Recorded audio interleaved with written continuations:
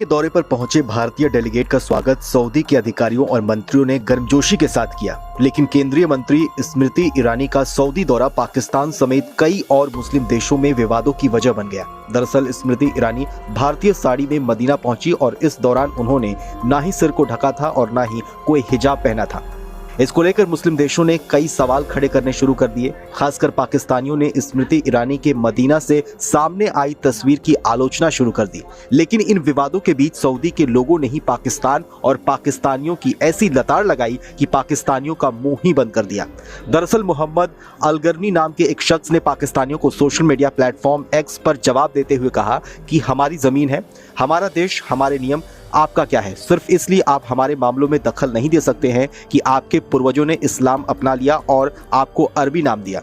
आपके अरबी होने का मतलब ये नहीं है कि आप हमारे मामलों में कोई राय रखेंगे। आप हमारे लिए अप्रासंगिक हैं, आपको हमारे मामलों से मतलब नहीं रखना चाहिए। हालांकि कई पाकिस्तानी अब खुलकर भारत की तारीफ भी करने लगे हैं। एक पाकिस्तानी ने तो स्मृति ईरानी की मदीना से सामने आई तस्वीरों को लेकर कहा कि हम पाकिस्तानियों को दूसरों में कमियां निकालने के बजाय खुद को देखना चाहिए। अगर भारत बड़ा बाजार है तो इसमें क्या दिक्कत है? भारत ने अपना एक मुकाम दुनिया में बनाया है।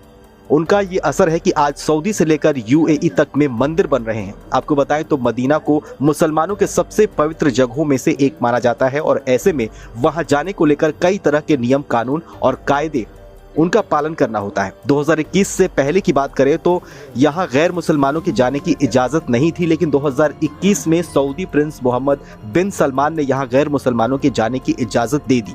वहीं दूसरी ओर कई लोगों ने सोशल मीडिया में स्मृति ईरानी की तस्वीरों को लेकर सऊदी के कानून का भी हवाला देते हुए कहा कि सऊदी में शरिया कानून लागू है, ऐसे में वहां गैर मुस्लिम महिला को सभी कानूनों को तोड़ते हुए जाने की इजाजत कैसे दी गई। हालांकि कई विशेषज्ञों का मानना है कि बीते कुछ सालों में भारत और सऊदी के बीच रिश्ते काफी बेहतर हुए हैं और ऐसे में ये सब कुछ उसी का नतीजा है। आपको बताएं तो स्मृति ईरानी के मदीना दौरे के दौरान भारत और सऊदी अरब के बीच द्विपक्षीय हज समझौता 2024 पर भी हस्ताक्षर किए गए हैं।